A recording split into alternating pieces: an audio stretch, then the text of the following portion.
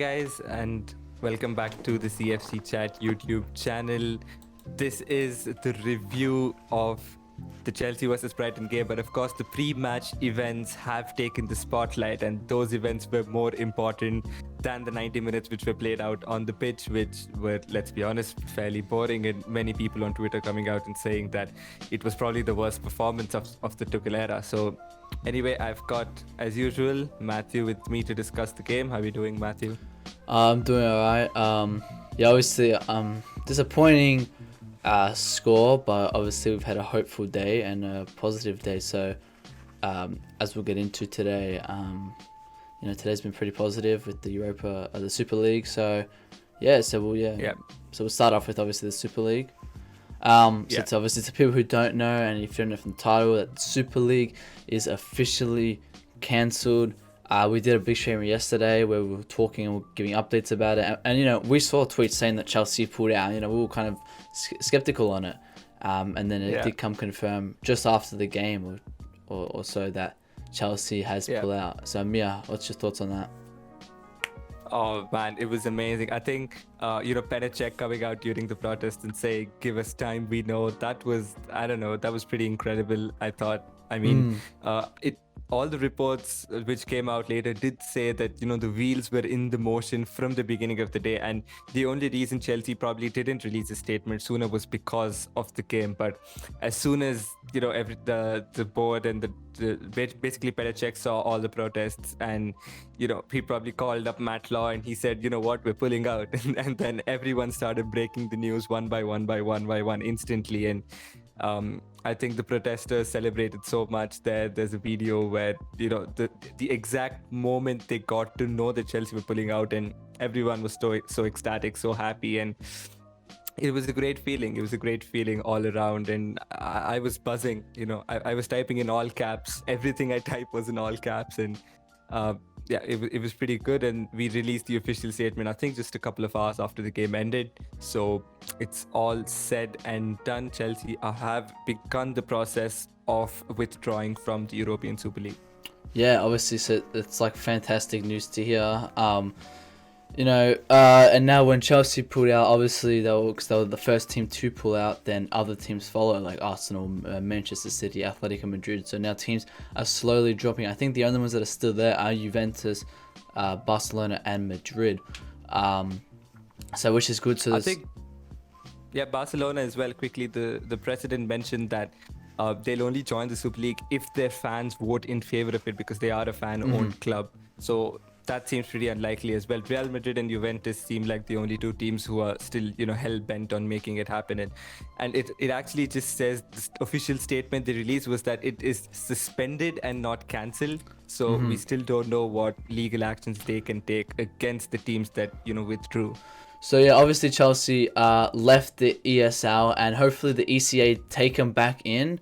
Obviously, because they did leave it. So I wonder what's going to happen there if there's been some legal battle. But obviously, the club's lost a lot of the fans' trust. Like, yes, they've backed out, but in the first place, why would they ever do this? That's some people's thoughts. But I'm just honestly happy that they've backed out. And then obviously to follow with this, we've got Chelsea versus Brighton. This was a huge game, and I was saying yesterday, like, Chelsea's still going to go 100% because you don't know what's going to happen. And I think Super League was a lot on the players' minds. Like, I think they'll be distracted. So I think that's possibly why they did not play so well. But definitely a game we should have won. And if we won this game, we would have been third. We would have been, relaxing a little bit. But now we've got 1 point, and now we've got to really fight for the next point on coming Saturday when we versed West Ham. Yeah, exactly. And Tuchel mentioned that in his post-match press conference as well. He said that, it was a huge distraction to them. And it's no coincidence that basically none of the Super League teams who joined the Super League, I don't think any of them won over the weekend, like, ever since the news broke. No. So it was a lot to handle for the players, for the managers, because they feel like their trust had been broken. They feel like they should have been consulted first before the owners making that decision. So I think... But for Chelsea's game, of course, the news had broken before the game, so I would have expected them to be a little more enthusiastic and a little more, up to the task, like you mentioned, because now the top four matters all of a sudden.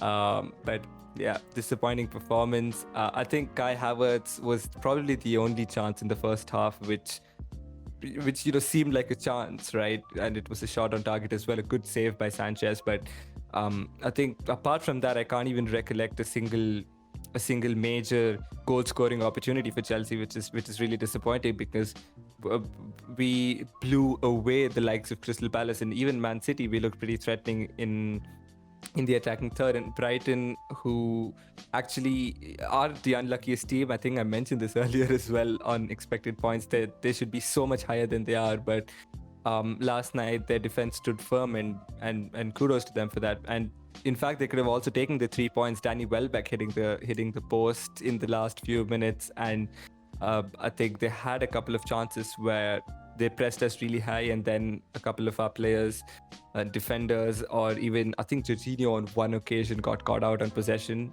Apart from that, he had a pretty good game, but on that one occasion. So they did have a couple of chances later on in the game, but it never really looked like anyone was going to score in that match. And I think at the end of the day, Brighton were happy with that 1 point, because it goes a long way in saving them from the relegation scrap. Yeah, and obviously, the relegation is more important to Brighton than anything, and they've just gone a 1 point from this, and we've got a 1 point because we've got to fight for top 4. So it's a fight, it's a battle between both teams. But obviously, we move on from this game, and we got huge games coming up with the likes of West Ham, Madrid. Yeah. So that's just going to be huge. But obviously, to touch up again, Kepa, he's been in goals again, and it's 3 clean sheets under Tuchel, maybe 4 if I'm not mistaken. But I think he kept a clean sheet against Barnsley, against Newcastle, against Manchester City, and Brighton. I think so. Yeah. So now that's 4. I think this keeper will be the perfect secondary keeper, but should have he been starting this game? Should Mendy should have started, or should Kepa just stay? What's your opinion on that? I think last night Tuchel probably saw the position, of Brighton in the league. I think, and on the back of a good FA Cup performance, he probably got a start. I mean, it didn't really matter at the end of the day, because our defense was pretty solid last night. The missing link was in the attack. And our attack just didn't click. So I think Kepa starting last night wasn't a bit of an issue. I mean, if we had conceded because of an error, then I would have accepted that point. But Kepa kept a clean sheet and made a couple of half-decent saves as well. So I quite frankly don't think that anyone can blame Tuchel for that. But I think our attack has to take the blame for this one, for not clicking it, for not getting it to good goal-scoring positions. But in the future, I think it's safer to say Mendy. I think come the West Ham game, I'm fairly certain it's going to be Mendy back in goal. Yeah, obviously, I think for the bigger games, Mendy would be starting in there. But we didn't really have the strongest lineup. Like, I actually did say this last stream, I said I really want to see Rudiger, Zuma, and Christensen. And we've had that 3, and today it did decently well. I wouldn't say, obviously we kept the clean sheet, but they did have some shots. But I think overall they were pretty well, and I really want to see them play again. But back to the position of Kai Havertz, a lot of people have been controversing about should he even be starting striker. I think we shouldn't be having him as a 90-minute striker or starting striker. Should he be back in his false 9 position? But what are your thoughts on Havertz playing striker today? I think that he wasn't bad per se, but then he is not the type of striker who's going to bang in goals with every opportunity he gets. He's not going to be the one to bully the strikers and get into goal scoring positions, and he's not going to be the one to contend for every header. And he's the sort of slick, effortless sort of player, and we can't rely on him to be our only goal scoring outlet. And the reason it works so well for Liverpool with Roberto Firmino is because Mane and Salah are natural inverted finishers, right? They score 20 goals a season each, and that's no easy task. And we don't have players who can do that. You look at Ziyech. Ziyech is more of a creator or a wide playmaker. And you look at Pulisic, he's not going to be the one to get 20 goals a season. You look at Hudson-Odoi, he's also a sort of creative player. So none of our wingers are really goal-scoring wingers. And if the false 9 formation has to work, then I think that we need wingers with more output.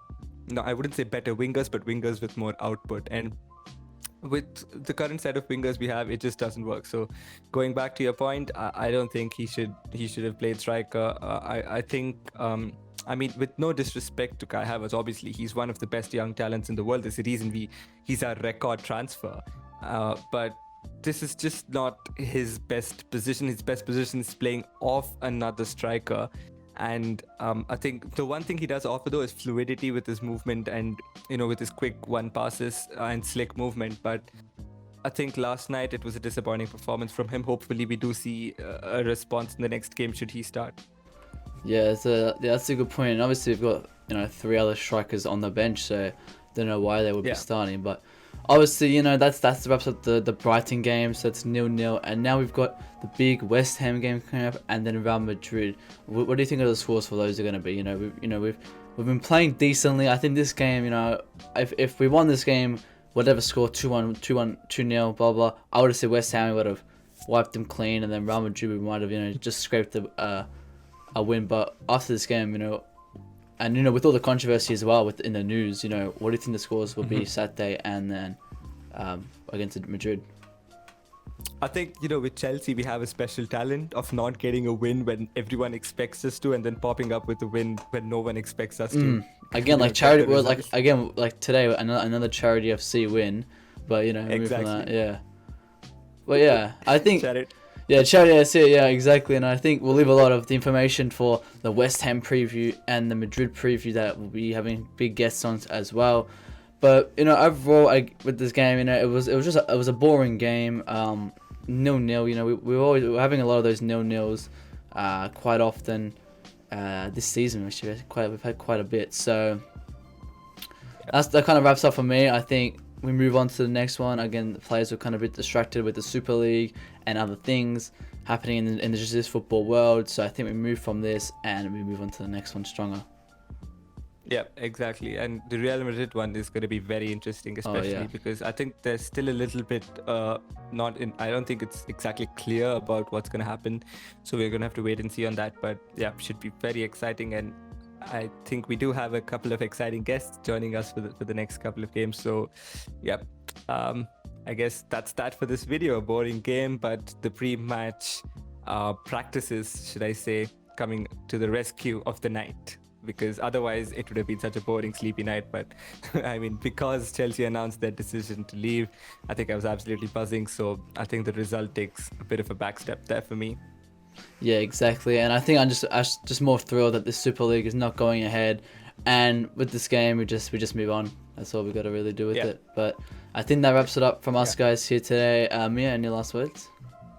Yep, nothing, just the usual. Remember to like, subscribe. It helps us a lot massively. And comment your thoughts down as well. How did you celebrate when you got to know that we were going to quit the European Super League? But I think that's about it from us. See you guys, and we'll see you guys later. See ya.